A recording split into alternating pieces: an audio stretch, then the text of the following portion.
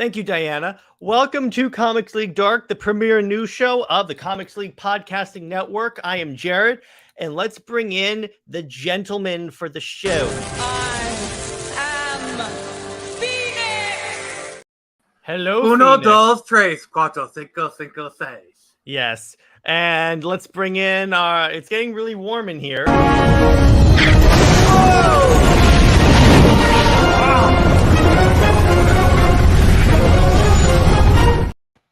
Muy caliente. There, yeah, exactly. So I love how we all of a sudden we went into this. So now I think that there's one thing that we're gonna wait. Before I go any further, I just realized something. Both me and JJheat are fire based. Oh yeah, that's true. Rising from the ashes. All right, go ahead, Jared. So we have a packed show. We're talking some Rebel Moon information. We're talking a Star Wars rumor. We're talking our favorite Batmobiles, which I'm really looking forward to the Batmobile conversation. That'll be a heated discussion. Yeah, and by the way, there's no wrong answer to your favorite Batmobiles because they're all awesome. So unless you say Patterson, in which case we'll have to eject you from the stream. Mm-hmm. Yes. So hey, what's up, David? How you doing, my brother? Let's get the rumor out of the way first because it's gonna be like the briefest topic we have tonight. We might as well. Yeah, I got a rant. So yeah, but there's a rumor and PG. That's all I asked. So there's a rumor going around that George Lucas is trying to buy Star Wars back from Disney. Nick, go. Okay, this is freaking BS because, like, how would he wouldn't do such a thing unless it was such a bargain fire sale thing. Disney did not pay $4 billion to literally just give it back to him. You know, they're not gonna just. And the other question is, does George Lucas even want to buy back Star Wars? Like, of course, he obviously has been very vocal about his distaste for it, but like, he sold it for a reason. He sold it so he could literally get all of us not nagging ninnies out of his hair. You know, like you had people making songs about how George Lucas ruined their childhood. If Disney offered me $4 billion to get those people out of my hair, I'd do the same thing. Would be a good idea. Yeah, I know. I bet a lot of people are like, "Can we just get it away from?" I think that people are just making up these rumors because they're like, "This has to happen so we can get Star Wars away from Disney." Which I'm fine with getting Star Wars away from Disney, but I'm like, I mean, we would have heard something about this if they were really buying Disney. And then, it's just when a certain YouTuber every week is saying that Kathleen Kennedy is 5 minutes from being fired. It kind of gets old fast. Mike Zero. But anyway. Doomcock! Yeah, I saw this video that said that Disney bought Power Rangers for like a ton, and then Saban bought Power Rangers back for like $40, so Disney so Star Wars could go for a bargain. Okay. As a resident Power Ranger fan, he was talking. Wait, Jay, he was talking first. Go ahead, JJheat.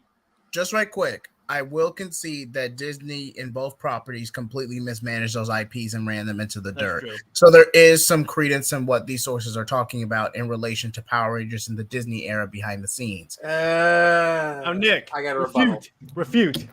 All right, so the Disney era is actually considered by most Power Ranger fans to actually be a good quality era. Like, you know, I mean, it has some stuff aside, but the Disney era was actually a pretty good era for Power Rangers, all things considered. Okay. And also, Power Rangers and Star Wars are they are two very, very, very different brands. Star Wars is literally a AAA quadruple plus S tier. It is like one of the toppest tier franchises ever. Yeah, I gotta say, I agree with Nick. Power Rangers is nowhere on the level. It's like essentially. Here's a good comparison. Power Rangers is a mid-tier franchise at best. Yes. Here's a good comparison in terms of iconicness. Xanoscope versus DC. That's the difference. DC being Star Wars in this analogy. Yeah. I would say more like Power Rangers is more Dark Horse Comics, and then Star Wars is DC Comics. That's fair. Okay. Even that might be overestimating like. But the other thing is, Disney was already done with Power Rangers, and Power Rangers was never Disney's bread and butter. Like Star Wars is literally a pillar of the Disney company. Like it's just there's so many different situations, also different time period. Like Power Rangers was at most a pillar of JetX, and by the time they were done with it, they weren't even doing JetX anymore. And David brings up, I'm just talking about like mismanaged IPs can lose value. That's true too. Mismanaged. Yeah, but Star Wars hasn't really lost. Like okay, this is me estimation, and I can probably be wrong here. At the very least, it might be worth $3 billion as opposed to $4 billion, and that is, I think, very, very that is like at the least possible number. Yeah, so in my mind, I ranked this as not a likely rumor, and it's just a BS rumor. Yeah, I get it. We would love for Disney to no longer have Star Wars, but guess what? It's not going to happen at this point. I would love that. Unless someone shows up with like with like 3 dump trucks loads of cash and just unloads it. Unless like Elon Musk, instead of buying Twitter, he bought Star Wars. No, he buys Disney. Can you imagine he buys Disney? the burning down. Oh my god. If you thought people were freaking out over Twitter. Oh my god, he owns now the Twitter bird has Disney ears. No, imagine Mickey wearing a Doge t-shirt. And by the way, Ian, what are you getting the information on that someone already fired Kathleen Kennedy? Yes, citation needed, please. So that is citation needed, because if that happens, I'll play the party. If you can give me a citation, I'll play the party clip right now. Why don't you back it up with a source? I'm sorry. If Kathleen Kennedy was actually fired, that would be like top tier news, and we would have heard about it. Like, yes, like that's emergency stream level. Like I don't care if the news breaks at like 5 a.m.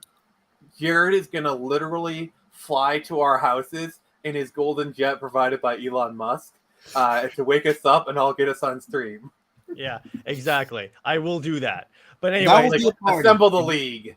I think we've talked about this one enough. There's not really a lot to talk about. It's just a BS rumor. Now, we finally have information on Rebel Moon, aka. By the way, so if Indiana Jones fails, yeah, exactly. I'll say wait. She'll go off to other things, or she'll retire. But in reality, she's staying honestly, as much as I would like for that to happen, the cynicism in me says she's just probably going to get extended. It's, there's been so many if X happens, she's going to be gone, and then X happens and she stays. Like literally, she should have been crap canned after Rise of Skywalker, but I'd argue the last. She should have been crap canned. Exactly. I was about to say Last Jedi is really when she should have been. Some people aren't ready for that conversation.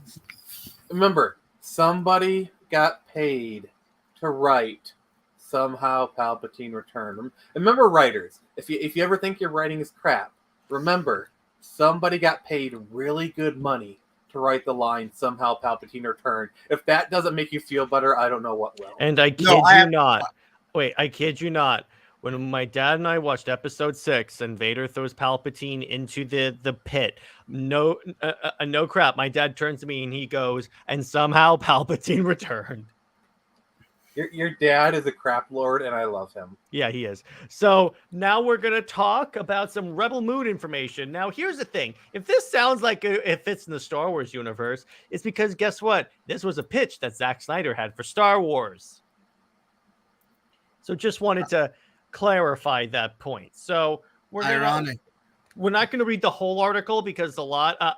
I give JJ a pass for having to follow up the Last Jedi. No, he could have done a lot better. Look this way: he still allowed somehow Palpatine Returned to be in the movie. So, I will admit, if JJ was allowed to do the whole trilogy, it probably would have been decent.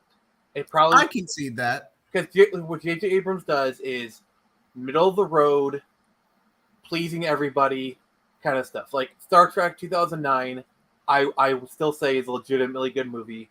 Into Darkness is kind of meh, and then Beyond is it's popcorn, but it's good popcorn. Yeah. So back to this. So let's go through this. Zack Snyder is world building again with Rebel Moon. Yes. This time, the 300 and Justice League filmmakers creating not just one world, but a sprawling menagerie of planets full of cyborg warriors with molten metal swords, giant half-humanoid arachnids, and ancient robots that seem to have emerged more from medieval times than from the future. The new Netflix space saga that Snyder directed and co-wrote extends far beyond of the title. That moon is actually one of the more modest worlds, and it encircles an immense gas giant. So basically, it's just establishing the thing. So while any sci-fi extravaganza naturally features copious digital effects, Snyder also used his estimated budget of at least $166 million to manifest as much of it in real life as possible. In real life, in other words, a lot of this stuff. Hey, what's up, Taladia? I'll see you later for movie night. But yeah, so apparently a lot of this stuff is actually like not CGI in Snyder's movies. He's going full Nolan. I mean, how much do you want to bet a lot of that money is going towards like sets is going to reuse? Yeah. In a Santa Clarita Canyon just outside LA, a full-sized abandoned starfighter decays from far from what appears to be an idyllic Scandinavian-style village, complete with a cluster of homes, shops, and barns, as well as a stone bridge arching over a crystalline river. Team Snyder also built the river. Oh, wow. Jeez. So it's all this stuff is like 100%. Yeah. The Overlord TV guys. Yeah. But anyway, the story. Hang on, I gotta check my text real quick. Okay. This story, which Snyder has been mulling for more than 30 years. Hang on, I just gotta move this. Focuses on outcasts, malcontents, and refugees from many disparate planets who join forces to rise together against the punishing authoritarian government. As in real life, uniting so many different factions is easier proposed than accomplished, both in the story and behind the scenes as multiple plot lines intertwine. In every way, Rebel Moon is a heavy lift. I am a glutton for punishment. So basically, it's just him talking about this movie. Was me going, of course, it's space opera, but it's not lens. But it's not lens it that way. Let's lens it a more intimate way so that the sci-fi elements feel more grounded. Okay, cool. Look at how big our spaceships are, or the weird planets that happens, but it happens in an organic way. So anyway, here is a picture of the cast. You may notice this guy right here. I don't get. Who can tell me who this guy is? I'm sorry. You need to zoom in. I don't recognize him. That's Ray Fisher. Oh, cool. Yeah. Nice. He's in that. And Charlie Hunnam, which everyone was said, can that be Zack Snyder's Green Arrow? You could pull it off. Snyder shares these thoughts while setting it in a tavern built in the Port City set. So basically, he built a lot of the stuff. Debuting on Netflix on December 22nd, Rebel Moon is not just one movie. It's already a saga with plans to split the film into two parts, which makes the $166 million price tag estimated from California tax filings a 2-for-1 bargain at around $83 million each. The second part's release date has not been settled, but Snyder wants it to follow closely on the heels of the first one. It won't be long after. And Netflix can do things that a traditional studio can't do by how closely movies are released. Okay, so that's cool. And then after also arriving at later dates will be more explicit, harder edge cuts of the two movies. So we'll get Snyder cuts immediately of these two movies. So yes, the first version to hit screens will be a fantasy adventure that anyone can enjoy and watch. The later cuts will be strictly for adults. I think for fans of mine and people who are ready for to take a deeper, harder drive, that'll be fun for them. Yeah, that's awesome. I love that. It's already fun. Originally, the script was one movie, but it was in Zack form. Says his wife, a longtime producing partner, Deborah Snyder. It was 172 pages. Typically, a page of script equals a minute of a minute on screen. So Rebel Moon was shaped out to be approximately 3 hours long. Jeez. which worried Netflix film chairman Scott Stuber. Stuber was like, on the surface, under 2-hour movies really do better for some reason, even though you'll binge watch an entire season of 8 episodes. Deborah Snyder said. I love the call out. I love it. Yeah. Zach said, if he just asked me to make this less than 2 hours, I'm going to lose all the character. You won't care about these people. It's a character story about how characters can change and redemption. So he basically says, what if I give you 2 movies? And yes, it is getting a theatrical release too. Oh, really? I might have to check that out. Yeah, I will. So the moon of Velt is a David facing down a Goliath of the mother world, which has amassed abundant wealth, political power, and an immense army. Velt is nowhere special until the rulers of the mother world decide to seize it as a breadbasket. They land in the village and say, listen, you guys will be a local food source while we're tromping around this part of the galaxy. So how long till the harvest comes in? The villagers are pretty much stunned by the brutality, but they don't realize that what level the mother world's ready to go. Newcomer named Cora, Sophia Butella, rallies them to resist rather than roll over. She has been hiding on this moon after fleeing from her own role within the leadership of that oppressive government. That's her abandoned starship out beyond the wheat fields. The Imperium comes down and they want to take the women and take the children and they take more soldiers. Deborah says they're going to take their food and the villagers. Look, we can bargain with them. I'm excited to see the talented director make original ideas. Yeah, exactly. Also, you can tell the parts, like you can really translate, like, okay, this is meant, like, you can tell the Star Wars parts from this. Yeah, it's like the Empire and then like the Imperium. Yeah.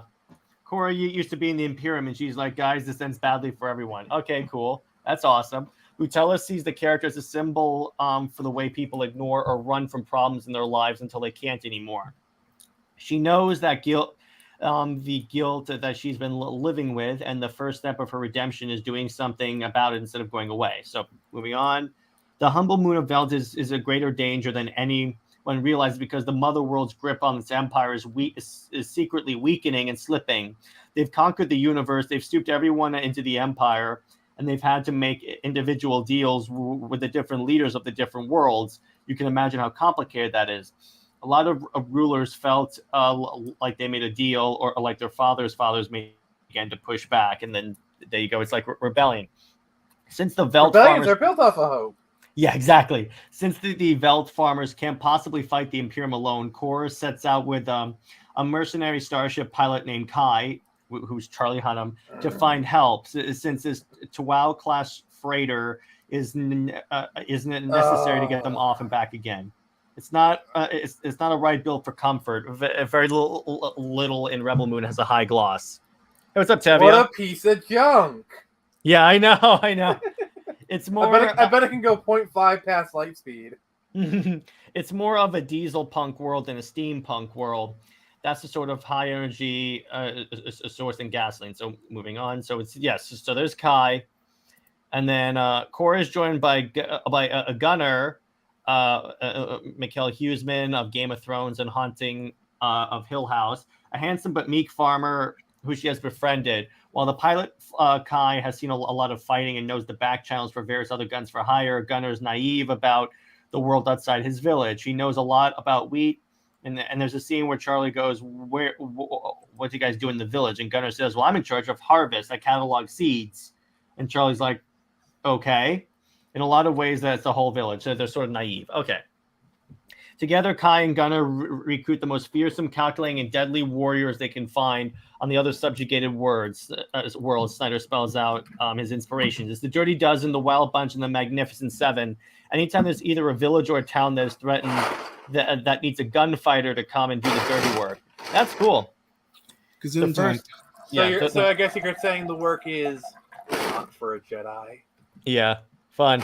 I am sad that we didn't see Zack Snyder Star Wars movies because it could have been. Yeah, by Tevia, you are. It's called Rebel Moon.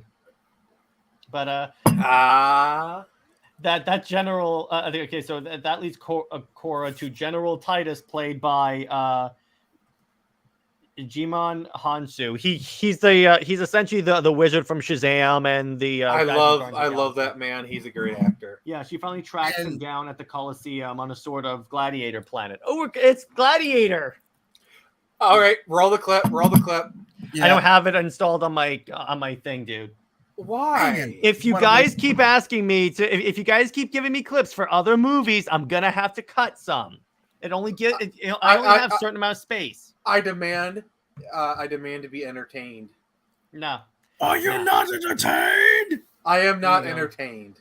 Yes, she's trying to convince him to join up. So there you go. So then we have another of the brawlers that they seek is Turok, a character. So Turok, a character who's more Tarzan than Space War. Is he a dinosaur hunter? No, the bare-chested brawler played by Supergirl and Game of Thrones actor Staz Nair is in sync with nature to the degree that he can bond with a griffin-like flying beast called a Bennu and ride into battle. Oh, so he's like Aquaman in that way. So you're saying you can talk to fish? Yeah, he's saying that Turok is inspired by Conan the Barbarian. I'm sorry, but this is so freaking blatant. Like, he didn't even bother to change the name. Yeah, exactly. When we first meet Turok, he's an indentured server. Well, what's up, JJheat? So this is 300, but in space. Kind of. And moving on, let's see who Cyborg Lady is. Another one is another member with an axe to grind. Actually wields 2 flaming swords. South Korean actor Jonah Bae plays Nemesis, a swords master who's partly mechanical. These swords are powered by the gauntlets that she holds. The gauntlets are these ancient artifacts from her home world. And part of the rite of passage of being a warrior in her world is you have to cut your arm off and you have to put on these robot arms. Oh, that's metal as hell. Thank you. I guess you could say it's lit. Yeah. She inhabits a mining world that's ruled by the Imperium. So there you go. And then, I know that guy. And then the filmmaker reunited with Ray Fisher, his cyborg actor, who by casting him alongside Cleopatra Coleman, the last man on Earth in Dopesick, the two played Darian and Devra, a brother and sister, the Blood Axes. That's so badass. They are galactic insurgents who have been angering the mother world with hit and run spree of attacks against the Imperium. Haven't they ever heard of these things called towels? Because maybe then their axes wouldn't be so bloody. Yeah, they fight and hide. They don't have the resources to have pitched battles in the open. Okay, that's cool. Yeah, there he is. There's Cyborg. Looks metal as hell. Those dreads look so good on him. Yeah, that actually looks super badass. The final human member is Miles, played by newcomer E. Duffy. The character performer is non-binary, so the director uses they/them pronouns when describing their backstory. Okay. I mean, whatever. It's an original character. Whatever. Yeah, I don't care. As long as she's a good character, I could care less. Miles is a refugee from a farming world that chose to cooperate rather than resist and was subsequently demolished. I see. So it's like we tried to. She's going to be the one that's going to say like, we tried to cooperate and we got taken out. Yeah, that is dope. Milius wants justice for what happened, but doesn't have any special weaponry or training. Snyder said they bring something else to the team. It's hard. Okay. So she's essentially the Ray Fish of the team. Wind, water, heart, go Rebel Moon. So that's pretty much a good movie. Yeah, that's pretty cool that his cast is as diverse as it is. Yeah.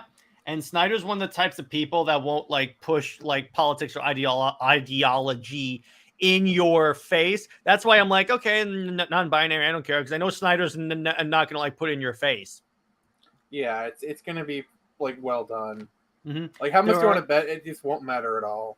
How much you want to bet? The only indicator will be the pronouns that they refer to that character as. That's it. And I'm like, okay, that's fine. I'm fine with that. There are even more outlandish characters who enter the fight. Among them, an ethereal being played by Jenna Malone. Oh, yes. Yes, Jenna Malone. And an ornate, centuries-old robot known as Jimmy, voiced by Anthony Hopkins. Ooh. The Jimmys were mechanical. The Jimmys were mechanical knights, relics of a bygone age, now mostly gone. That wasn't planned.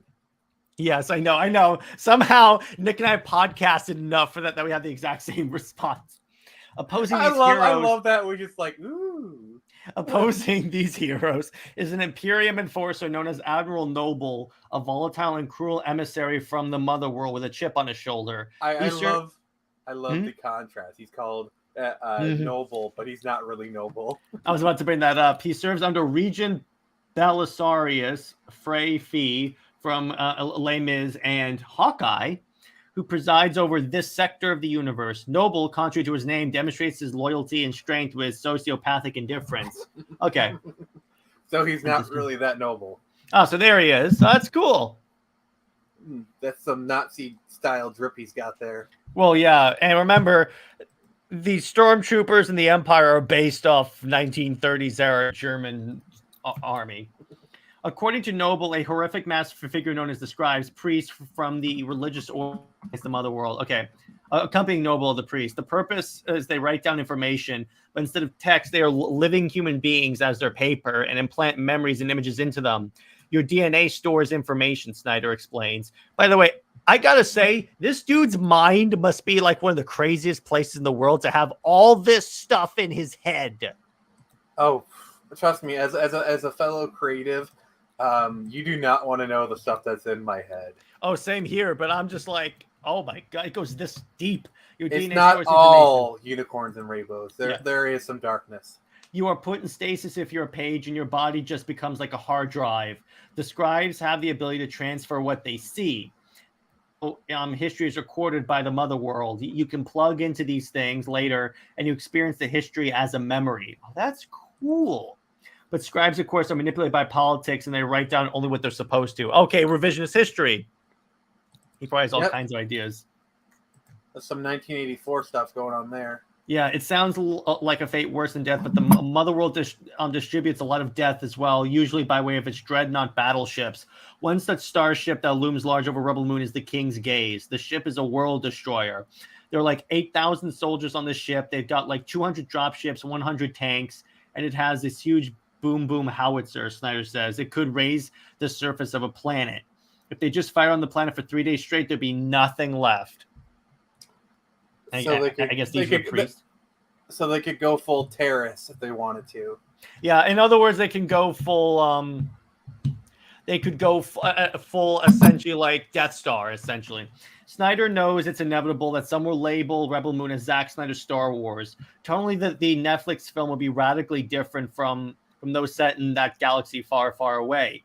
But it does take place in a distant realm of space, and there is, as the title suggests, a struggling rebellion, as well as a brutal dictatorship determined to crush it.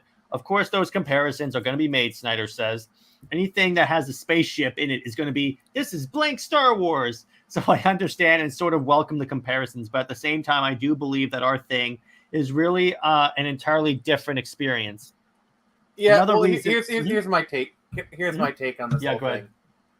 Who cares? This was originally meant to be a Star Wars thing. So obviously the comparisons are going to be there, but like so much stuff is based on Star Wars, and let's be honest, Star Wars ain't no unique in and of itself. It was literally meant to be Buck Rogers, Flash Gordon, but we couldn't get the rights to it, so he did his own thing. So, and Star Wars is literally based off the hero, like it is used that as a blueprint. Star Wars itself isn't really that original. It's just executed very well, at least the original trilogy is anyway. So The original trilogy is, yeah. You know, the thing that Zack is most guilty of is he's literally pulling from the same influences that George Lucas did. So who cares that it's similar to Star Wars? Just enjoy it. We're actually getting good Star Wars. Let me put it this way. You could say he drew from like Star Wars. Let me put it this way. He drew from like the Seven Samurai with the Justice League. Hell. George Lucas drew from Samurai. The Jedi are basically samurai in space. Yeah, another reason he is so accepting of the comparison is once upon a time, even Snyder thought Rebel Moon as Zack Snyder's Star Wars. That's how he pitched it to Lucasfilm more than a decade ago, just before Disney acquired the company and began making new movies. I was in post-production on Man of Steel. I had heard that there were rumblings of doing another 3 Star Wars movies at some point. My take was that if you just let me have the IP, I'd make this cool movie and I won't get in the way of anything you guys are doing. In other words, his proposed film would feature original characters in a new storyline that didn't necessarily impact or disrupt any existing Star Wars canon. It would just be the Empire. It would just be just replace the Empire, the Imperium with the Empire, and this with the Rebel Alliance, and you're good to go. You can even have it take place in on Tatooine. Oh, okay. Oh, wait. Okay, I propose an interesting thought experiment. Let's pretend that Zach got to do one of the standalone films in between the prequels. So instead of Solo, we got a Zack Snyder Star Wars film. What do you think it would be? Like settings, characters? What do you think he should have done? Probably, I would say more of, based upon what Zach does, I would probably say it's like an A-Team like movie where like a bunch of different characters from all these different corners of Star Wars, like a Jedi, a bounty hunter, a Mandalorian, have to like come together for like this common cause, or like essentially this, I would say. All right, so see, it's Tevia plus the Zack Snyder Clone Wars battle story. Yeah, that'd be awesome. Sorry, I was having technical difficulties, but as for me, I feel like that this could be decent. I mean, you have the momentum, the money's there. Could easily be Netflix's biggest property, with maybe Stranger Things being the only one of the few that can top it currently. No, I got it. What if it's what's that one Star Wars FPS that you love, Jared? That was from the Xbox. Republic Commando. Yeah, what if they did a Republic Commando movie? And it was spec, like, what was it, Ghost Squadron or whatever? No, it was Delta Squad. And then it was Delta Squadron, and they just did a Republic Commando movie directed by Zack Snyder. I could see that because Snyder would definitely go full gritty, and imagine it'd be rated R, it'd be the first rated R Star Wars movie, and it's straight up like Saving Private Ryan. That'd be dope. Snyder first met with Lucasfilm Kathleen Kennedy shortly before the company sale, and he later sat down with Disney's then studio chief, Alan Horn, after the acquisition. While Snyder felt their reactions to this idea were promising, both the filmmaker and Lucasfilm, JJheat, there you go. Both the filmmaker and Lucasfilm ultimately decided it wasn't going to work out. Yeah. The thing about like Star Wars at that time was Kathleen really had an iron grip on the movies, and Zach isn't really a director that she could have controlled. Like, look how the carousel of directors they went through on those movies. And like, look at it now, where they literally had to hire a documentarian filmmaker to do this Rey movie because no one in Hollywood wants to touch Star Wars with a 10-foot pole. So they had to like pluck out a documentarian to do the movie. That's true. And then details of the film have evolved significantly from his Lucasfilm, but the core Rebel Moon remains close to the concept he originally crafted as a student in the late 80s. The concept came from being at film school. I think I had a pitch class, which will be a cool idea for a movie. And I was like, a Defending the Village space movie. Only afterwards I thought it would fit in the Star Wars universe. Then it went all the way back around, he continues. It's been on the back burner for so long because he was too busy doing it with like, he couldn't do it later because Disney started making their own Star Wars movies and he was basically doing DC movies. Imagine if they gotten Zack Snyder direct the episode of Mandalorian that dealt with exactly this. You know, the one from season 1 where you had to defend the village. That'd be dope. Because that's kind of what it is. Yeah, like when you said like defending the village, my mind instantly went there. Now Rebel Moon is a reality that there's pressure to pull off what mainstream Hollywood as like deemed impossible, introducing an epic world that isn't already known to the audiences. But here's the thing, and we're done with that, but here's the thing. The mainstream audience knows Zack Snyder too. So it's like at that point, I'm like, I think that they'll go to it if it has Zack Snyder's name on it. Here's my take. I think there is enough people who have a vested interest in seeing Zack Snyder succeed or fail that there's going to be there's going to be a big initial interest. The people who want to see Zack Snyder succeed is going to watch it. The people who want to see him fail are going to hate watch it because They want to see it. They're going to want to criticize it. So I think it's going to have a strong initial showing, but it will really depend on the quality of the movie to see if it like carries on. I think it'll be a quality movie. I think it's going to probably stay in the top 10 for at least a month. I think this is going to be a success by Netflix standards, which, and by the way, Netflix actually has really high standards for their successes.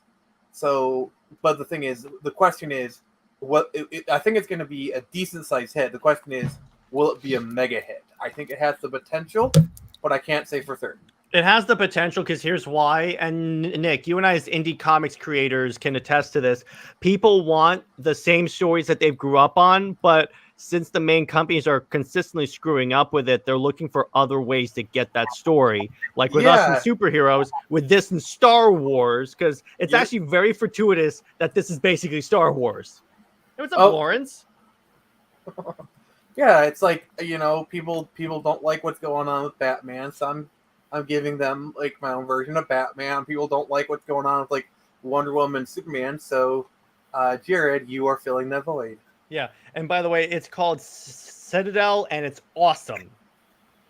But yeah, and honestly, and with the fact that this is getting a graphic novel and I hear and a game, I hear conflicting reports about if it's an actual RPG like Mass Effect or if it's an actual tabletop game. It could be both. The point is, it's getting so much stuff. It's getting a tie-in novel. Yeah, it's getting a lot of stuff. I think it's clear that from the initial outset, Netflix has a lot of confidence in this. The fact that they're trying to like pre-license this, I feel like they kind of have like they know what they have on their hands. Like they have a lot of confidence in it, and that is a very, very good sign that Netflix is pushing it like this because they think they have a hit on their hands.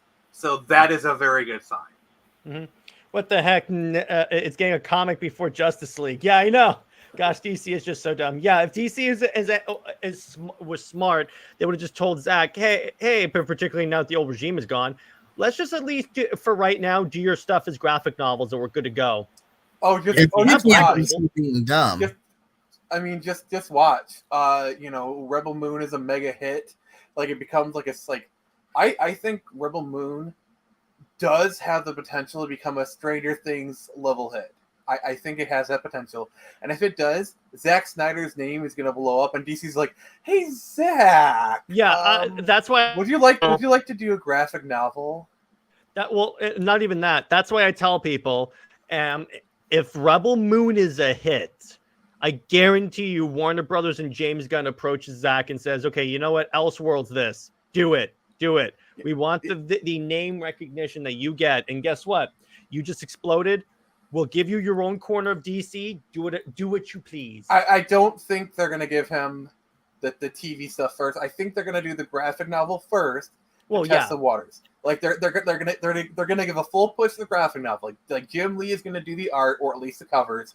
I think he'll probably do the art because you just give it that written by Zack Snyder and Jim Lee. That would be the dream, bro. Or at least co-plotted by like. Cool. I could see him plotting it and then like Scott Snyder writing it. or Jim Lee does the cover and Greg Capullo does the art. I could see that, honestly. Capullo, Fabok, any of those guys could really do a really decent job. I don't get why people think Gunn and Snyder don't like each other. It's more Warner Brothers didn't want him after BVS. Yeah, it's more Warner Brothers. I get the feeling that the reason why James Gunn hasn't done it yet is he's waiting for DC to get pop. Because here's the thing.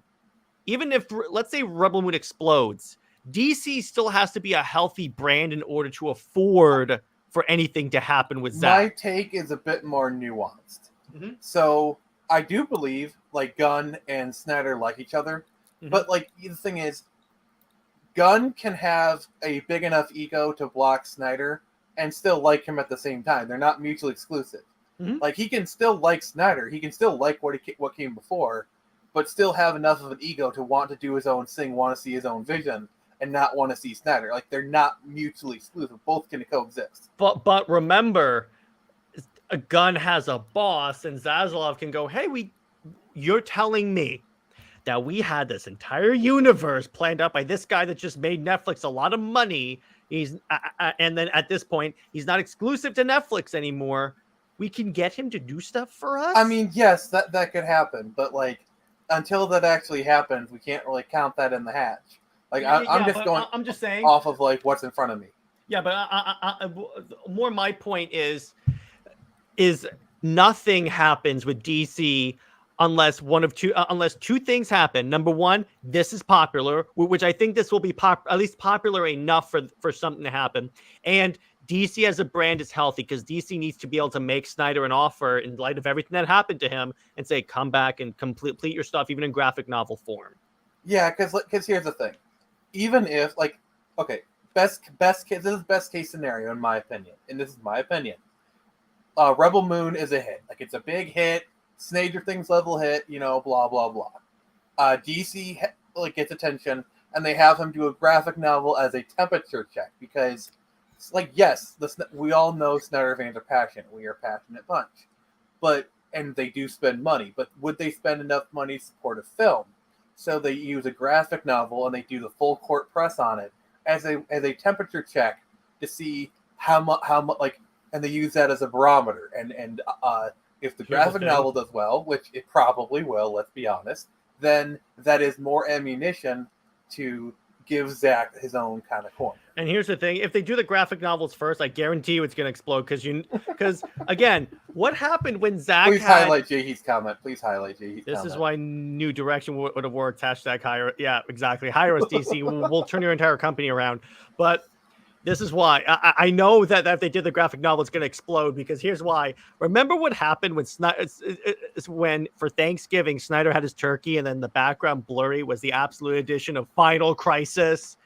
That thing was sold out and was really hard to find. The Absolute Edition, which is like upwards of $100.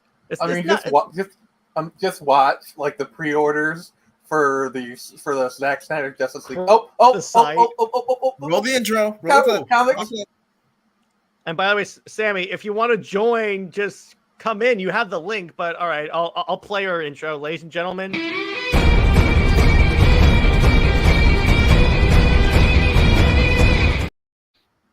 I'm writing this. Yeah, if they announce a Rebel novel, that's going on my poll list immediately. Oh, what's like gangbusters? But no, I just want to finish my stuff before our queen arrives. Yeah, go ahead. Imagine if they put this up for pre-order on Amazon and it crashes the Amazon site. Yeah, we will. If you build, no, it's kind of funny. If you build it, we will crash it. Yeah, if you build it, we will crash. We're gonna crash it more than we're gonna crash it so harder than the AI drivers in Halo. Oh, before we do the Batmobile stuff, I should have brought this up. Kevin Smith and the Schumacher cut. We need to talk about that. Yes, you know what? Let's go do that too. So, Nick, while I make the banner, and by the way, now I'm gonna real quick before we move on. Now I want to say, should we play the clip of Kevin Smith talking about it? No, we're not going to do that. I don't know how that works. What? Crash it harder. Okay, yes. Thank you, JJheat. You are the man. So before I move on, there's one more thing I want to ask about Rebel Moon. What do you guys think of the story that we know so far? Are you guys more excited for it? Are you guys down for it? I am down. I am so down. By the way, please. I'm going to tell you right now, that's a movie night movie. That is a movie night movie. Yeah. I don't care whose turn it is. You're getting preempted. Yeah. I'm sorry. I as CEO of Comics League, I'm making an executive decision. Whoever's choice it is, and I get the feeling we're all Snyder fans. We're all just gonna pick it anyway, so it's not gonna be like a fight or anything like that. And by the way, when the comics come out, you could expect a video on that. You know what we should really do? We should do a live reaction stream to where like we're watching it and we react to it live. That is such a great idea. Yes, like, let's do that. Let's do that. Like, obviously, we're not going to show the movie, but like just watch it and react to it. I think that would be so freaking dope. Yeah. Okay. Yeah. See, here's what we're gonna do. Here's what we're gonna. You're getting the. Okay, Sammy. I'm gonna make. I have to say this on stream. I am going to get whatever story content comes out for Rebel Moon. I mean, have you seen this guy's hot toy budget? I think he can afford it. All of this is from the Zack Snyder universe. Like, This guy gets like 1 or 2 Hot Toys a month. I think he can afford it. No, I'm getting the graphic novel. I'm getting the RPG game. I'm getting the Xbox game. I'm getting the novel. Rebel Moon, the toilet paper.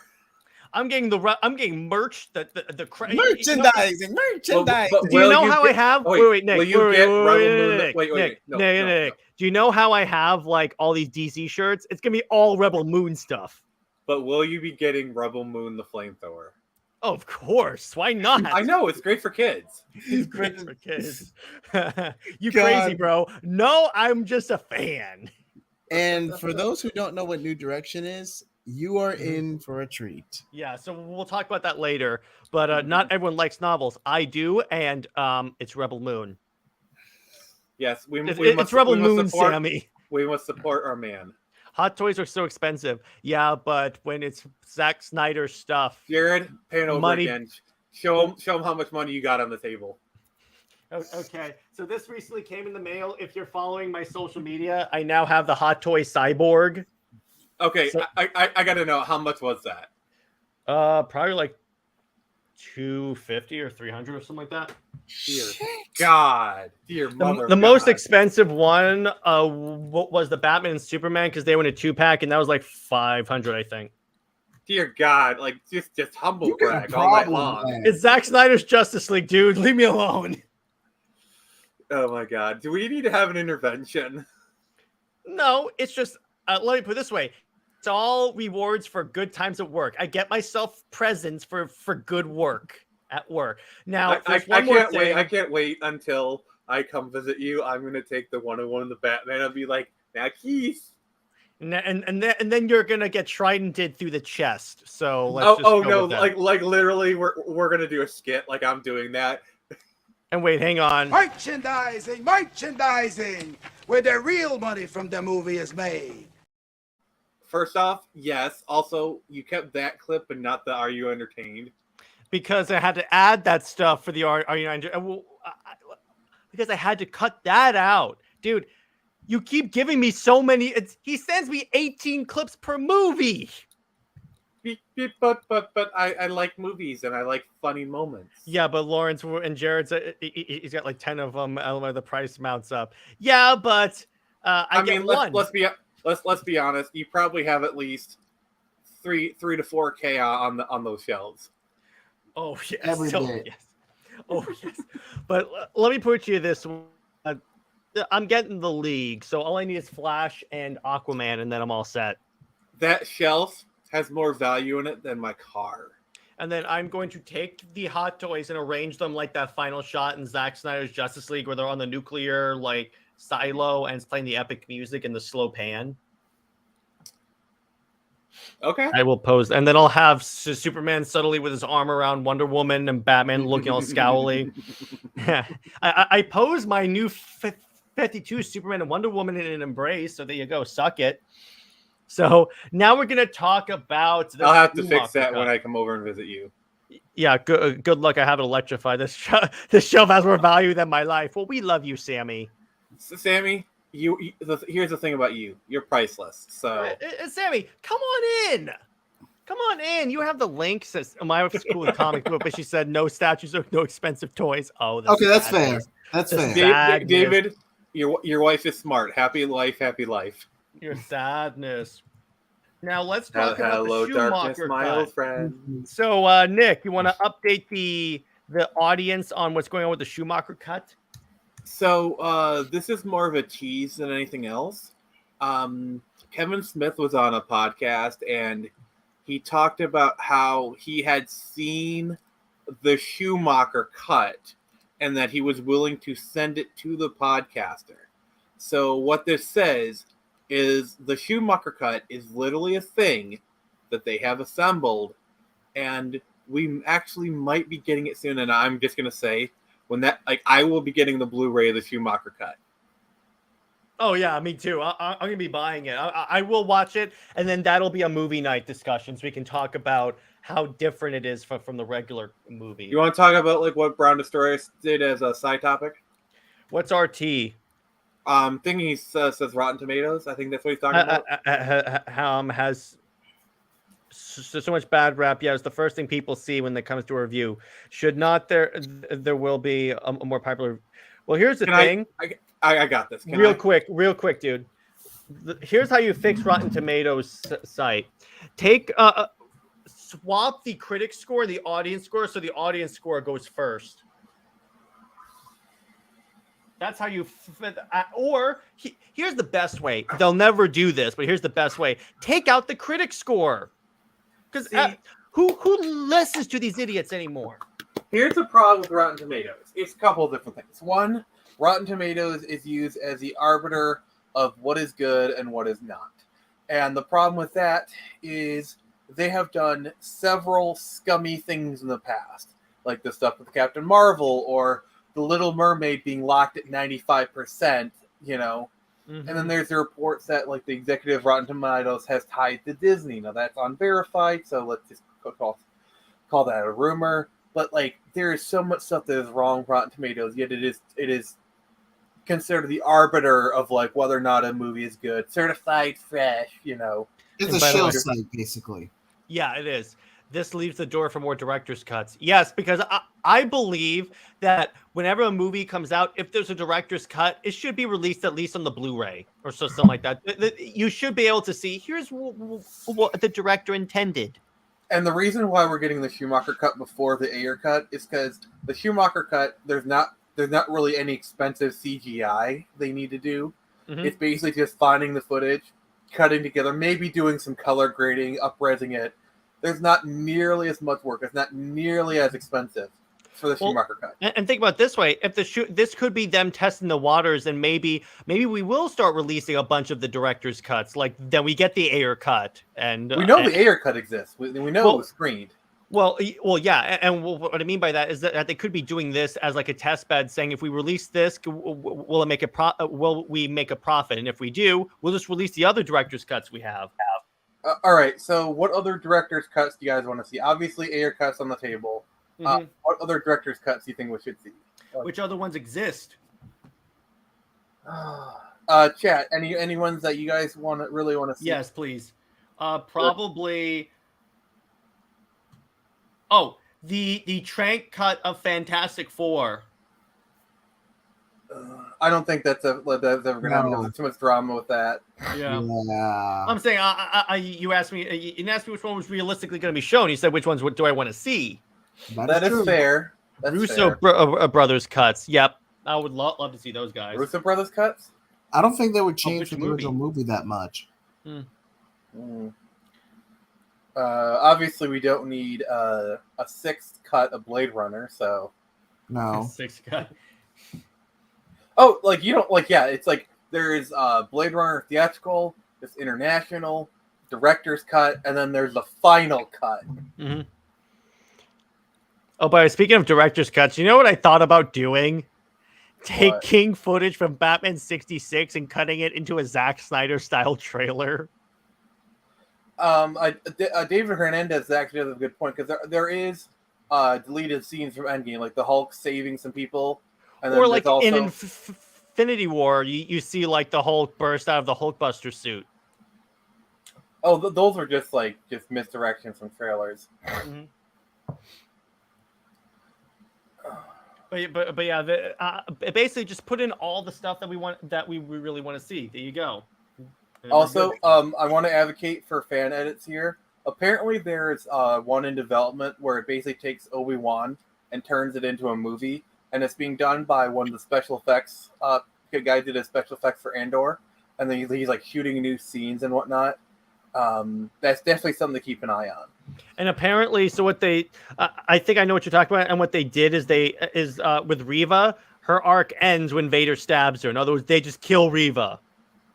Yeah, fan edits are certainly something that like we've never really touched upon in Comics League, and I feel like deserves some attention. Sure.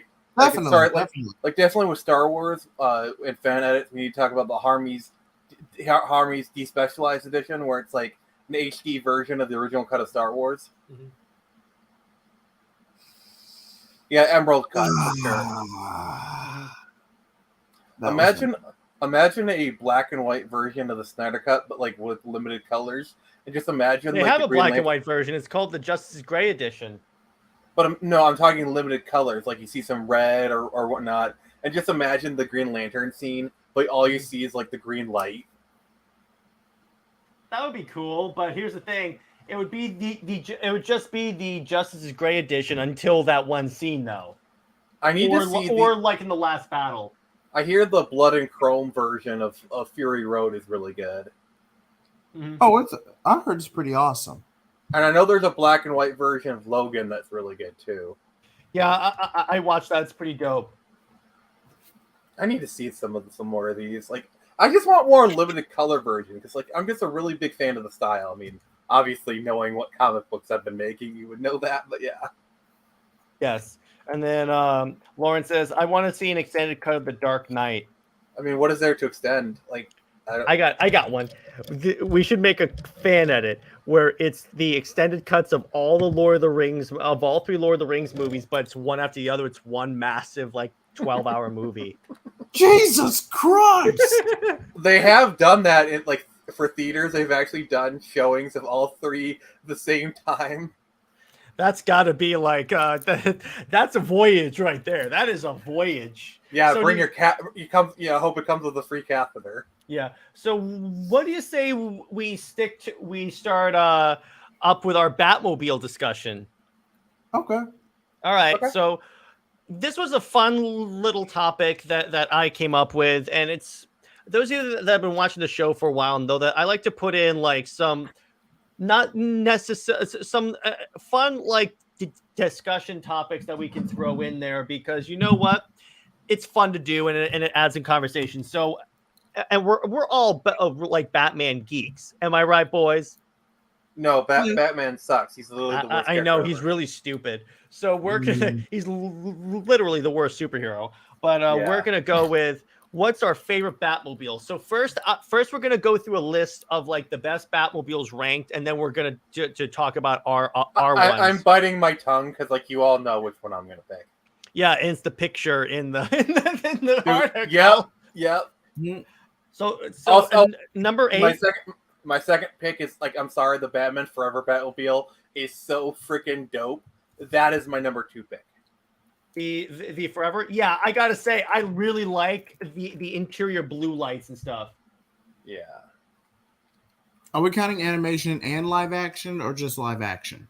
Let's see what's in the list. We can count animation because obviously we have to bring up the BTAS Batmobile. We can't not. Wait, is there an extended of Wonder Woman cut? I don't think so. And by the way, Yeah. I am going to make a sequel to my Super Wonder edit dealing with the death of Superman. It's just It's just what happened was I was watching Air, and that idea for an edit that's, by the way, the most viewed edit I've ever made was like in my head for so long I had to make it. But by the way, there's two director's cuts that I need to mention. I want to see the original version of Rogue One because they actually had a director come in last minute and like redo the ending. There's a lot of cut content for that one. Also, I want to see the Lord Miller cut of Solo because they had pretty much had almost the entire movie done before the new director came in. Oh yeah. All right, I just want to add that in real quick. That's a movie that I'm like, okay, it's not a bad movie. Rogue One, I love. I Rogue One is like the best Disney's era Star Wars. All right, but we're talking about Batman now. Let's kind of get aggressively relaxing. Says 1960s all day. Actually, guys, I'm gonna hang out in the chat. I have a headache. Oh, that's okay. It's all good. It's all good. You know what, Sammy? We're glad you're here in spirit. Totally welcome. That's the family is here. The whole movie looks so good. I watched it. And by the way, I want to say this real quick. I watched Transformers: Rise of the Beast. That is freaking dope. That is probably my favorite Transformers movie that has come out. Like, oh my gosh, did they nail that one? Well, that's just prime. Dun, dun, dun, dun, dun. So, the one of the things I like about the Forever Batmobile is, oh yes, it was sick, David, is the blue like highlights in there and like the bat symbol on the wheels. It looks really cool. Say what you want about Batman Forever, but the car is really cool. I'll get drive-through. This is why Superman works alone. Yeah, the Tumbler. Oh wait, yep. that's right. I'm okay. I'm gonna. This is a hot take. Like I'm gonna get canceled for this. I don't like the Tumblr. I don't. I think it looks ugly. Really? I think it is probably the worst Batmobile, and literally, if someone gave it to me for free, the next person I saw, I actually what I do is I'd sell it, but you know. Well, you just give it to me, and I'd put it right next to my Batfleck Batmobile. I'd be like, yeah, I just don't like Tumblr. I don't like. I'm not. I think I'm not the biggest fan of the Nolan films. Like they're okay. I like Batman Begins. The other two movies are just okay. I think they're a little little pretentious and like pre-cute. Like, but that's a whole separate thing. Yeah. So I mean, I like it, but I get why you don't like it. It's not very Batman. You know why? Because okay, so the story goes is that they were. It's making literally the movie. called the Tumblr. Like seriously, Yeah. how not Batman can you get? So the way it happened is that Nolan was going to make the movie and it wasn't going to have the Batmobile, but then like the studio said, can you put the Batmobile in? Because it's not exactly Batmobile. It's not Batman without the Batmobile. So he goes, okay. So he's trying to make it so it fits in his world, but okay. Batman and Robin Batmobile. I'm just going to say this. The Patterson Batmobile works better as a Batmobile than the Tumblr. And I don't, and I'm not even the biggest fan of Patterson Batmobile, but that thing is more Batmobile than the Tumblr. Yeah. So what do you guys think of the Batman and Robin Batmobile? Over designed. Like this is where like Batman and Robin, like Batman Forever, it's like they are going in a different direction, but they had a good balance between like the silliness and the toyeticness. Batman and Robin was way too toyetic. Like it is way too over designed. Like this thing just looks like a toy. I'm sorry. Like, well, because that remember, this movie was designed to sell toys. Let's face it. Well, so was Batman and Forever, but Batman Forever, but they still managed to like make it look like it worked as part of the world. This thing just looks. This is silly. So yes, the dopest Batmobile that we've gotten in modern day. Oh yes, you are allowed to have that opinion. That's all I'm gonna say. If any Batman screams futuristic, is the one from BVS and Justice League. It's a massive step up from the Tumblr, and it says it has. But this car has a variety of uses, from an improbable speed to missiles to machine gun fire laid out in front. Yeah, the animated one. Yeah, the animated one is just iconic. I mean, look at that thing. Yeah, as far as my opinion on the BVS one. It kind of has the same problem as the Batman and Robin one, where it's like way over designed, but it's a lot better. Like it's still the Batmobile. Like I still rate BVS Batmobile higher than Robin and Tumblr. So I'll give you that much. Oh yeah, because here's my problem with the Tumblr. It's too bulky. Where when you look at like say the I'm gonna solo highlight me right now because I have a scale model of the Batmobile. You got the power. Look at how sleek this thing is. Look how sleek and aerodynamic this thing is. But it's aerodynamic as a brick wall. But okay. No, but what I mean is that compared to the Tumblr, it's less bulky. It's more like aerodynamic. So yeah, B-TAS is awesome too. Yeah, B-TAS. I had a toy version of the B-TAS one. I mean, the B-TAS. Let's be honest, the B-TAS Batmobile is what if the '89 Batmobile was made in the '30s? Like that's all it is. Pretty much. That's a lot of that show. Then we have the one from the Batman, which I dug. You can tell this list is a victim of recency bias. Mm-hmm. So the Batman Batmobile. It's not bad. But it's nowhere. It wouldn't be this high. Because here's my problem with it. Even though it's awesome, let me be clear. I like the Batman Batmobile, but it's not. It doesn't have anything that really makes it like special. It doesn't have any like special gadgets or anything like that. It's just a car. Yeah, I think like as a year 2 Batman, it works. Mm-hmm. Like I think the Batman did a better job at creating like a realistic of this world Batmobile than Christopher Nolan did in like his version, because like the Tumblr was already pre-made before he even got it, whereas this one was custom made by Batman himself. So it does have also like, I'm sorry, but like they have the jets and like the roar and the sound of this car. It's just like when this car first debuted, and then it's like in the darkness, all of a sudden it starts revving up like a freaking wild animal. scene in the movie. I'm sorry, that is the best intro for a Batmobile I have ever seen. It just also it's the it's car like all of a chase sudden- is yeah. the best scene in the movie. I'm sorry. The what? Like just the music and just like My favorite. I got you. Yeah, like, yeah, just and then he going comes to the through the place. fire. I'm like, yeah, I'm sorry. It's just that scene because Penguin's coming around the car. It looks like Catwoman's gonna get shot. Then all of a sudden you just hear this engine start screaming, and then the engine's revving. It just looks so. That was like the most, because remember in the Nolan trilogy they go theatricality are powerful allies. That was theatrical as hell, dude. Next, the '66 Batmobile, which I have a scale electric version of it right here. So there you go. At least you All don't right, have to worry about recency bias. Yeah, pretty much. Also, I'm gonna say that this is another hot take. The Batpod is literally better than a tumbler. I don't care. Come at me. But the Batpod is the tumbler, though. It's better than the tumbler. All right. So what's number one? Batman 80. Of course, Batman 89 course. Batmobile. Of course. You can't not. I'm sorry. Well, let me put it this way: ZSJL and 89 are like tied in at least in my mind, for best Batmobile, because you can't put that below anything else, though. You can't. It's like it's 89 classic. is like quintessential Batmobile. Like, oh my god, yes. Mm-hmm. Yes, and so now I want to ask you this, Nick. I'll go down the list. Why do you think 89 is the best Batmobile? Well, okay. I'm trying to think of like reasons that are not nostalgia based. I'm trying to go purely logical, but I'm gonna fail at this.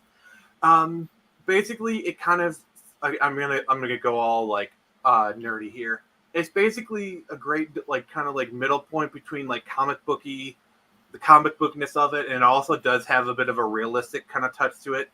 And it's just honestly, it's just kind of got like this iconic shape, this iconic silhouette. Like, I'm sorry, like you look at 89 and you know exactly what it is. It cuts like this profile. It just has this iconicness to it. It looks straight out of comic book while still looking like the Batman and Robin one looks straight from a comic book, but it looks silly. This one looks ripped from a comic, but looks like it could belong in this world. Yeah, exactly. I'm like, yeah. I mean, now let me ask you this: what's the difference between? And now one could argue that the Forever Batmobile is also over-designed. To an extent, but again, Batman Forever had a good balance. Yeah, like I think Batman Forever is like right on the line between like over design and silliness, with Batman and Robin just like literally leaped across a tall building in a single bound. But Nostalgia. like, I think because Forever honestly just has like that just really nice design that just works really well, whereas Batman and Robin, they just like shoved a bunch of lights everywhere and called it a day. Oh yeah, and by the way, David says in terms of the 1989, it has a James Bond feel, and Brown Destroyer says it's comics accurate. There you go. I agree with both of those statements. Oh yeah, Sammy says Batman Forever is over-designed. Oh, okay. I mean, I don't agree with you, Snyder Queen, but you're more than welcome to have your opinion, even if it is the wrong one. Yeah, especially about Wonderbat. So its gadgets are inside and not over-designed and not under-designed. Yeah, exactly. With this one, it's more sleek, and also it's kind of cool. I always like how this car gets like new abilities as the movies go on, like how it armors up, how like those two side pieces like blast off. It just looks so cool. It screams Batman. That's the thing. And what's funny about it, it looks like a live-action version of the cartoon Batmobile. Well, to be fair, 89 came first. Well, yeah, I remember the cartoon was inspired by 89. Snyder Queen, it's all in good fun. Even if it's the wrong one, how rude. I need that C-3PO drop where he goes, how rude. Yeah, like, I don't know if he's, like, just being playful, but, like, in case she actually is offended, I'm just, you know. Snyder Queen knows we love her. How is it over-designed? How is it not over-designed? It has a 10-foot tail. That's good. That's true. Imagine trying to get through the McDonald's drive-through with that thing.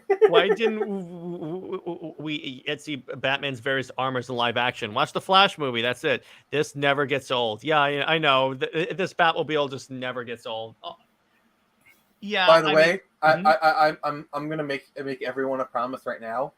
I will own the '89 Batmobile, and when I do, I will get drive-through. No, you know what? That'll be the time where I come up to Michigan and visit you, and we'll take a we'll make a vlog for our channels getting drive-through with the '89 Batmobile. Yes, we will. I will literally take you for a spin in the Batmobile. I'll even let you drive it if you're nice, and we will literally go to McDonald's and get drive-through. Yeah, I know. The only thing is, you'll have to be like, hey, here's this Robin shirt. I need you to wear it. Yeah, they can I wear a Jason Todd shirt? Hey, just be glad I'm not putting you in the briefs and the pixie shorts. Yes, Pixie thank boots. you. The Insider suit. Do you guys remember the Insider suit from the comics? It was the suit that can imitate the Justice League's powers. Okay, Wow. basically, Bruce was kind of like observing the new Bat family dynamic with him dead after he was brought back. But before the only person he really revealed to that he was back was Catwoman. And that's because she recognized him.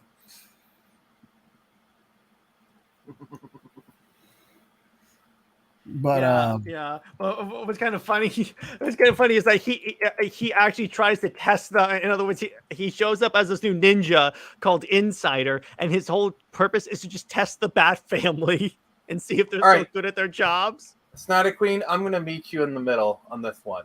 I'm gonna say yes. Forever and Robin are over designed. The difference being, I believe the Forever Batmobile, like its over design is kind of it works, while Batman and Robin doesn't. I'm trying to like meet her in the middle here. That's fair. That's fair. Yeah, I'll say that they still look cool, but yeah. I'm just trying to be fair, compromise. Plus, here's the other thing. Here's the other reason why this is the superior Batmobile compared to at least this one. This one is stealthy. That is about as stealthy as. Okay, I'm back. That's about as stealthy as a bull in a china shop. Okay, well, let me put it this way. This is stealthy. This is stealthy. This is not stealthy. Have you heard Patterson's Batmobile? That thing is not stealthy. Well, there was a period when he was driving it and driving it slow, and you couldn't like hear it or anything like that. I love the sound of Patterson's Batmobile. Oh yeah, again, it sounds like a bull. Whoever did the sound design on that deserves a 89 is not that stealthy. Yeah, particularly as it's no, it's kind of no, you know what it is, Nick? It's as stealthy as a Batmobile driving through Ace Chemicals and killing people. That's what it is. Yes. The Batwing, yes. Oh my god! Like I love how even for the Flash movie, they're still using the '89 design basically. And I love how in the trailer they recreate the Batwing on the moon thing. Clearly, when they parachute out the Batwing and you see that shot of the Batwing against the moon, that's what they're doing. Which, by the way, they literally did a version of that shot for Spider-Man: No Way Home. Yes, they did. They did. Okay, so for those who didn't see it, well, everyone saw No Way Home. But it had Keaton as a vulture. So no, it's Homecoming. Homecoming. I think you're getting a little confused. Yeah, I was confused. So for Homecoming, when the vulture is carrying Spider-Man, he asks him to drop him. And he does. And you see that like shot of Spider-Man looking up, and you see Batman framed through the moon, and it looks like the old Batman shot from '89. It's clearly what they were intending to do. Like, and the thing I love how that was like one of two DC references. I'm sorry, Flash, you just aren't fast enough. Yeah, and by the way, I love how apparently in the story goes that on the Homecoming set, Michael Keaton kept going around telling people, "I'm Batman." Well, he's not wrong, so I guess might as well. And I love the Batwing for BVS. Yeah, the one that has a machine gun out front that Bruce decided, I'm going to go fight Doomsday with the Batwing. Not a good plan. Not a good plan. And then it did lead to one of the most badass entrances in superheroes ever with Wonder Woman's entrance. You know what I feel mad that we're gonna get denied. I wish we could have gotten a scene, like a BVS style scene, between Ben Affleck's Batman and Robert Downey Jr.'s Iron Man. I wish we could have seen like what they could have done, which would have been kind of cool, is pull the button and bring Ben Affleck with Barry to the night to that universe, because I would have loved to get a scene, because in the early like posters and the concept art they showed, they had Michael Keaton and Ben Affleck hanging out and interacting. How cool would it be to see Affleck and Keaton fighting side by side and comparing notes and being like, oh, you do this, you like killing people, I like killing people. You know what would be really crazy, and this will never happen? Imagine like a big Marvel versus DC multiverse crossover, and you get Ben Affleck Batman, and he meets Ben Affleck Daredevil. I believe there's a clip in there somewhere. Yeah, where is that? Oh, I got it. It's actually this. Now. You're looking at now, sir. Everything that happens now is happening now. What happened to then? We passed then. When? Just now. We're at now. Oh, okay, I gotta say this. What? Okay, so you know how like Deadpool 3 is rumored to be Deadpool kills the Fox universe? Mm-hmm. What if they actually get Ben Affleck to suit up as Daredevil? And kill him? Yeah. So he's done. They're like, no, we're just gonna kill you. He's like, okay. I will say this though. I think what will probably happen is they're gonna go to Daredevil, but they're gonna meet Foggy Nelson, who's played by Jon Favreau. Like Yeah. I imagine they could probably get Jon Favreau to come back as Foggy Nelson.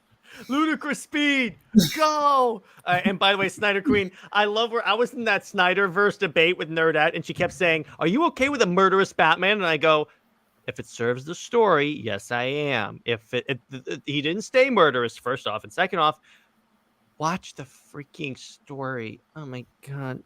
Mm-hmm. See, how much? Can we talk about like the possibilities of like Deadpool kills the Fox universe? Like, I just want to like Yes. Chris Evans Chris Evans has said he's willing to come back as Johnny Storm. That would be hilarious, and they just kill because and they call it Deadpool kills the. They say the Marvel universe, but we all know it's the Fox universe. Like, I just want to see like Michael B. Jordan come back as his version, and like the two of them meet. Yes. And what's kind of funny is that Deadpool shows up and he goes, he goes to Johnny Storm, shouldn't you have a shield? Oh yeah. Because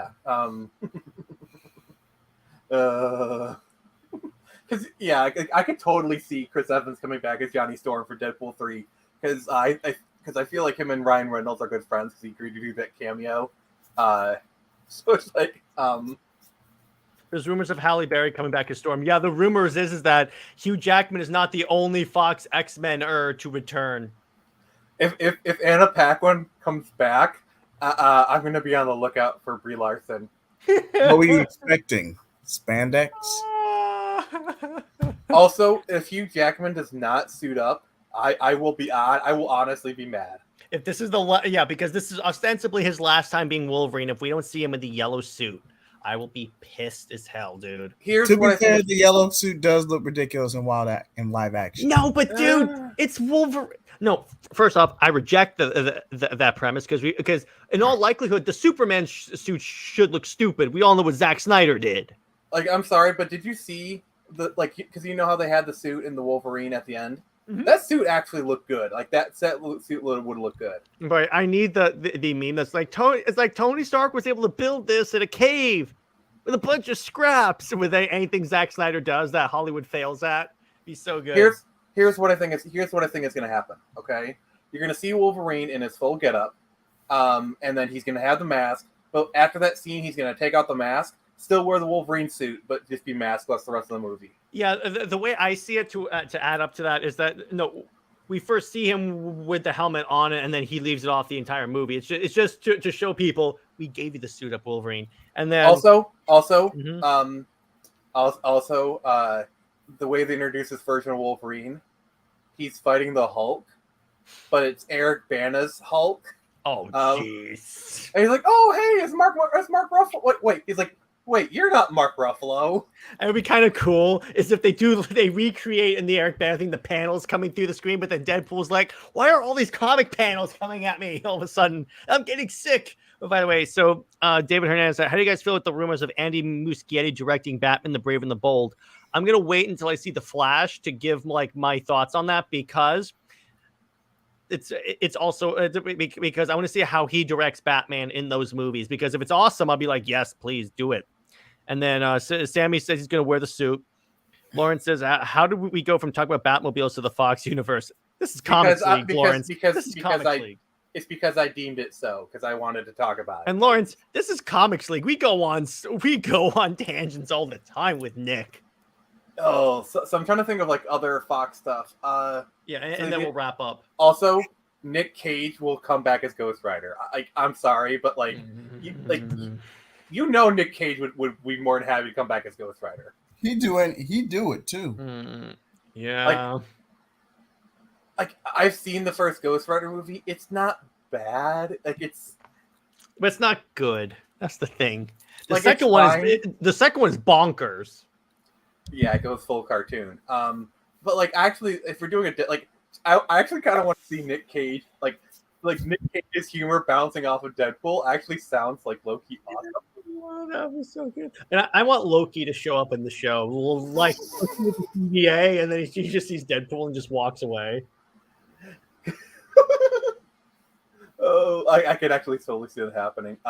Now, there's one more thing that I kind of wanted to briefly talk about is that Comic Story did a podcast that was talking about what happened. How would Disney replace Kang if the whole Jonathan Majors thing doesn't work out? Now, here's the thing. Comic Story straight up said even if it's innocent, they should replace him because here's the problem. Kang's not a threat because he got beaten in Ant-Man. Yeah, I don't like their whole plan of like every movie he gets beaten, but it's like a different variant. I'm sorry, that doesn't create it. Like I get like the whole story thing makes sense, but it doesn't work as a credible threat because if you beat him in every version. But Nick, here's the thing: that version from Quantumania was the one that's supposed to be the threat, and he got beaten by Ant-Man, by ants. I just gotta emphasize that. So what Comic Historian said that they should do, this would be a good time to introduce Dr. Doom. Like he shows up in the post-credit scene of Ant-Man with all those other Kangs and he murders all of them. And that way we don't have to worry about the Kang variants. And then he shows up and wages war in the Marvel universe. Well, because eventually they need to do Galactus, obviously. But like not a space cloud. Yeah, obviously not. But like I mean, this is why Fantastic Four is such key to all of this, you know? Yeah, because so much of the galactic threats are linked to Fantastic Four. I mean, not just galactic, but multiversal, because a lot of the Fantastic Four deals with multiverses. Mm-hmm. So, like, it's really important. But also, like, you got to remember, there's also, like, a lot of the X-Men stuff is really important for the galactic side, like the Shi'ar Empire. Mm-hmm. You know, like, I really wish we could have done a Guardians of the Galaxy with the Shi'ar Empire. Like, imagine them meeting like Deathbird, Lilandra, you know, Gladiator. Yeah, that would be dope. The greatest thing is like Guardians of the Galaxy meeting the Starjammers. Like seriously, that's a missed opportunity. Yeah, and the captain of the Starjammer says, "Oh yeah, I have a kid at home that apparently is a mutant." Yeah, it's like. But it's like, but I don't know. There's still chances. But my point is, and I'm going to throw those up to the panel real quick, and then we'll wrap up. What Marvel villain do you want to? Let's say they're going to replace Kang. Who do they replace him with? I'll start with Nick. Magneto. But they haven't brought in the X-Men yet. Bring him in. There's not enough time to set that up. You need the X-Men movie first, and we already have like Kang Dynasty. Well, the problem is with Dr. Doom or Galactus, it requires the same amount of setup as Magneto because you have to do a Fantastic Four movie. So the argument is still the same. But here's the thing. Okay, short of the writer strike, continuity-wise, in terms of what's releasing, the Fantastic Four movie comes out before Kang Dynasty. It's still, you know, like I don't know. And Brona Story, Minister Sinister, I think is kind of too silly of a villain. Yeah. Well, what's funny is Mr. Sinister actually was in the background a lot of the Fox movies because, like, there's a lot of like if you look at like Essex Corp was a big kind of back also JJheat's thing. Yeah. Like Essex Corp was kind of behind Logan and New Mutants actually, because if you look at a lot of the stuff, Essex, because Mr. Sinister did Essex Corp, so like Mr. Sinister was really kind of a big background villain that we never saw in the Fox films. Here's what they could do. Here's why they shouldn't have done Secret Invasion as a show. That could have been a big like build up and an Avengers style movie where you have like all these different.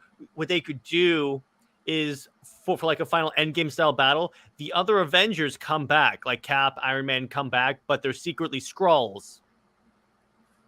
Yeah. Also, and we by the way, really Sammy, need, I we agree need with you, Sammy. We really need Norman Osborn in this universe as like an evil Tony Stark type villain. Like he'll show up. He'll show up in Spider-Man. Like seriously, I think they said someone bought Stark Tower. Like it needs to be Oscorp. It needs to be the Oscorp building. I'm sorry. Yeah, it has to be. That's an opportunity. And then wrap this up, guys. Oh, I've said my piece. Yeah. So I guess we're gonna call it on that. So we gave you all some good food for thought. We learned a lot about Zack Snyder's sci-fi universe, which I'm so excited for. I'm gonna be buying so much stuff from that. Wait, I want to say this. If they do introduce Doctor Doom and then they do Luke Cage, they have to have one of the episodes of the new Luke Cage TV show where he goes to Doctor Doom's palace and beats him up for $200. Like, I'm sorry, I love that story. Wait, Brown has a good one. The Sentry. Isn't he a good guy? Okay, so here's the thing about the Sentry. His main bad guy is the Void. Now, here's the thing. He has a double personality. The Void is the Sentry. Okay. So the Sentry does great good, but then the other personality takes over and does great evil. So they could do that. That'd be a solid psychological villain to do. Multiple personalities with all that. That'd be pretty cool. And then, Osborn. The Sentry versus Superman, Apex Comics.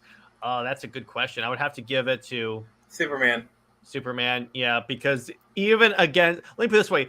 If Thor has beaten the Sentry and the Void, and Superman could probably, I would say most likely 80% of the time defeat Thor, I have to give it to Superman. Yeah, Thor is one of those characters where he might not beat Superman every time, but Thor can hold his own against Superman just because his powers are magical based, and Superman has no defense against magic. It wouldn't be like a throwdown, like a massive spanking, but Thor would hold his own pretty well. I'll admit that, even though I still think Superman would win, but I think that Thor would hold his own. I think it's like 7 or 8 out of 10 in Superman's favor.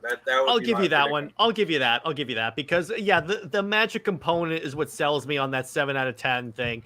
Against Wonder Woman, I think that goes to 8 or 9 out of 10. Wonder Woman.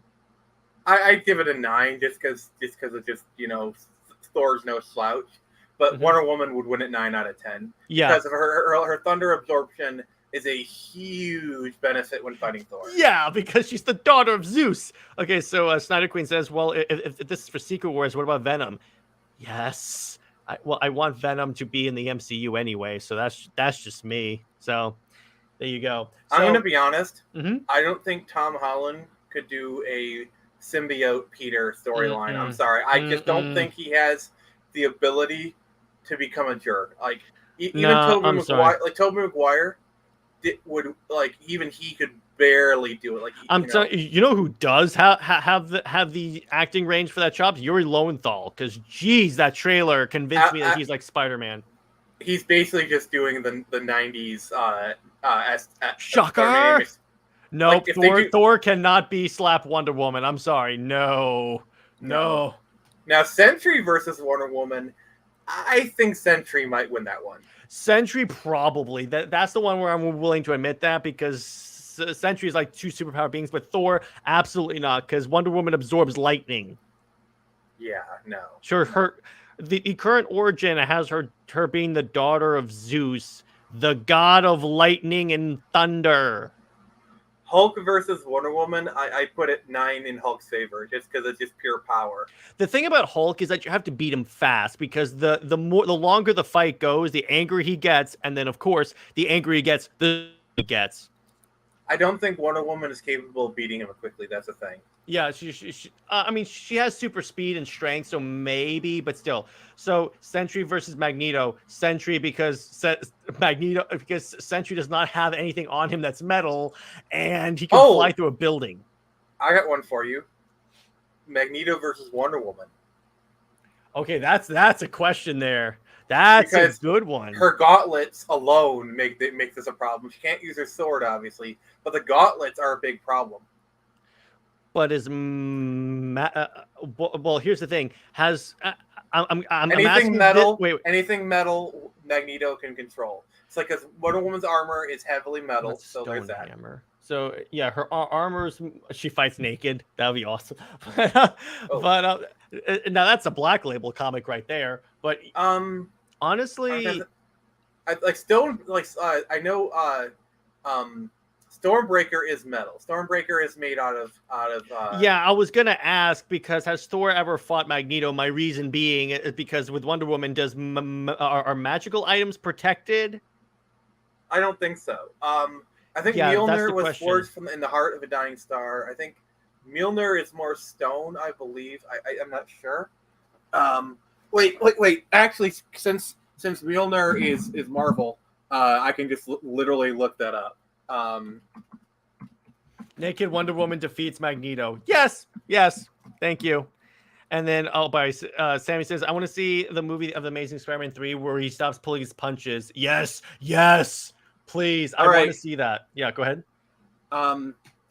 Well, yes. Well, somewhat. He can redirect it when it's already in motion, but he cannot overcome the enchantment.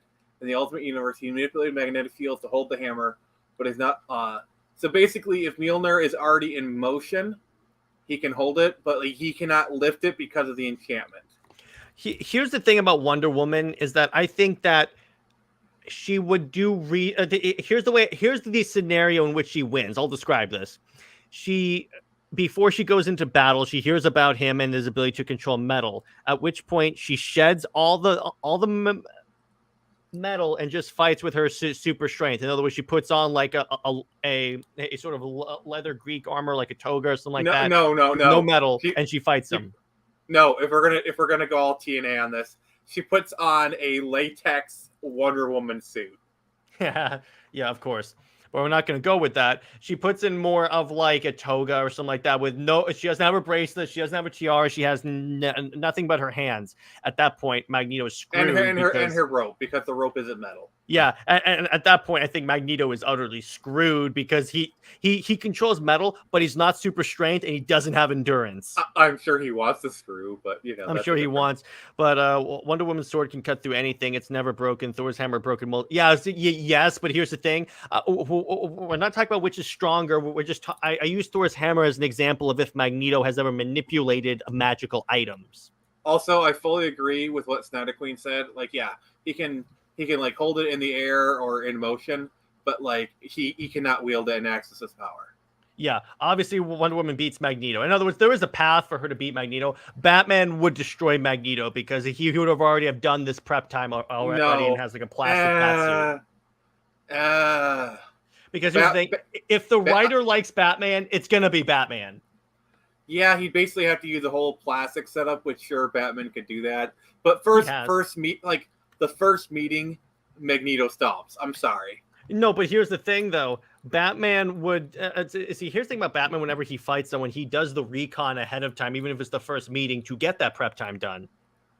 Not always, but if we're just talking no prep time, just first meeting, Magneto wins. The second meeting, Batman wins. Batman can beat everyone. Okay, I respectfully disagree. I agree more with Snyder Queen, but I'm just saying if he's gonna fight a metahuman, he's gonna do recon of the abilities that this person has before he does anything. That's just my point. He's gonna be like, okay, he manipulates metal. I can't have anything metal on me. There you go. But I'm just saying, without prep time, Magneto would win. Well, without prep time, everyone beats Batman. That's the thing there. I mean, not really. I mean, Batman still has enough in his toolkit to at least be reactionary and at least sometimes win or at least get away from the fight or outsmart his opponents. But I'm saying without prep time, there's no way Batman could win. But the second, because what would happen is Batman would try and beat him, and he realized he could win. Then he'd retreat. Then he'd realize what it was, and then have a full plastic setup, and then kick Magneto's butt. That is how it would go. Yeah. And by the way, Brown Destroyer says Wonder Woman's lightning absorption is bigger than anything Thor did in the MCU. Wonder Woman's lightning absorption against Ares. Yes. Oh, by the way, if it's movie Wonder Woman versus movie Thor, it's easily movie Wonder Woman. Yeah. They severely weaken Thor. But my caveat is Infinity War Thor wielding Stormbreaker. I'm sorry. Thor. No. I think it's current Thor. It has to be Love and Thunder Thor. No, but I'm saying if it's Infinity War Thor at the battle, then I can see more of the Thor thing. But I'm saying it's current movie Thor. But remember, Stormbreaker literally he took the power of a full Infinity Gauntlet and just cut right through it. I know that, but I'm just saying I'm going off of current movie Wonder Woman versus current movie Thor. But I'm just going off of like their most powerful versions. So. I could give you that. Honestly, if it's Infinity War Thor, because that's the most powerful he's ever been in the MCU, I could see him even going toe to toe with Superman and having more of a chance against him because they powered him up in Infinity War, even to a certain degree. Endgame. I will say, beginning of Ragnarok Thor, like before he has like that awakening, I think Wonder Woman would win because that's like his second most powerful version. Because like he does get a little bit of a power up at the end of Ragnarok, but he really gets stronger at the end of Infinity War. But still, here's the thing: his thing is just shooting lightning, and we've already established that won't work against Wonder Woman. But Infinity War Thor is just Infinity War, yes. But I'm just saying, Ragnarok Thor, literally any other version of Thor would lose. Yeah, Infinity War is the one where I'm willing to say he has a significantly higher chance of defeating Wonder Woman. Yes. Any other version, he might hold his own, but he would ultimately not win. At the very most, let me put it this way. He'd give Wonder Woman a fight. I'm talking about Infinity War Thor, and it would wreck Wonder Woman. I still think I'd give it more of a 6 times out of 10 Wonder Woman wins. But maybe 5. But ultimately, Wonder Woman would recognize him as a worthy opponent. Yes, 100%, and it'll be mutual. And then we get a badass Wonder Woman team up with Thor. Wonder Woman's sword is more dangerous than Stormbreaker. No. Based on what though? Because we haven't really seen the sword do a lot of other cool stuff besides. Well, it did cut Doomsday's arm off, which that itself is something. Also, if we're talking about the movies, the sword literally got destroyed by Ares. No. If we're talking about her, or because remember, she's had 2 swords in the movies. The ones in the first movie and the one in ZSJL and BVS. If we're going by feats, in the movies, we're just going by feats in the movies. Stormbreaker has by far the better feats. Like Stormbreaker literally took the brunt of an entire Infinity Stone. Like these are cosmic. These are like cosmic level weapon. It took, cosmic level, and it cut through it like butter. Real quick, I want to establish this. That wasn't the God Killer, Sammy. That was the part of that scene. She is the God Killer, not the sword. That was just a regular Amazon sword. Yeah, that's the like thing. But yeah, the God Killer was just a way to hide her. Yeah, the only feat that the Wonder Woman sword did, and this is Warner Brothers' fault for not doing Zack Snyder stuff, but that's besides the point, is it cut off Doomsday's arm, which, to be clear, that's a great feat, but compared to taking the full an Infinity Gauntlet that has all the stones, that's something. Because remember, in that version of Doomsday, he's basically a mutated Kryptonian body. Yeah. So the fact that Wonder Woman's sword was literally to cut through Kryptonian flesh, that is a worthy feat.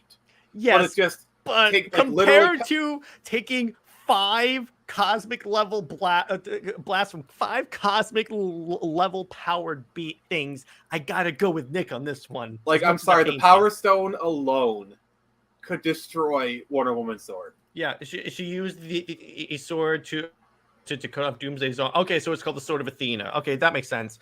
And yeah, those are good feats. Those are great feats. But Stormbreaker has infinitely. I got better news for you. feats. An Infinity Stone, an Infinity Gauntlet with all the stones is more powerful than Doomsday. So I'm just gonna put that. Now, I know Diana was the God Killer, but she calls the sword God Killer in the movie. Oh, okay.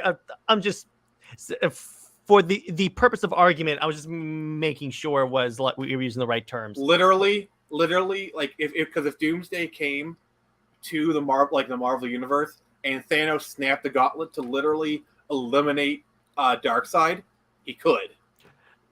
No, Darkseid he can't. Doomsday, yes. No, Infinity Gauntlet. In that version of the Marvel universe, the one that it works for, it could. Here's why.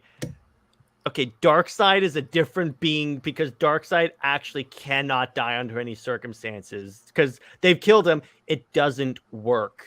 Okay, fine. I'll modify it. He can have it so that Darkseid dies in that universe, and he can never enter that particular universe. No. No. Nick. No. No. What am I gonna say? No. Nick, it's my turn. Okay.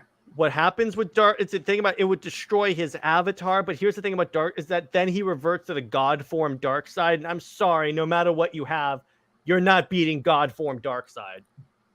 Except the Infinity Gauntlet is literally one of the most powerful weapons. Like it is more powerful than it is right up there with, if not more powerful than the anti-life equation. And Darkseid is more powerful. Is the most true form Darkseid is the most powerful being in the DC universe.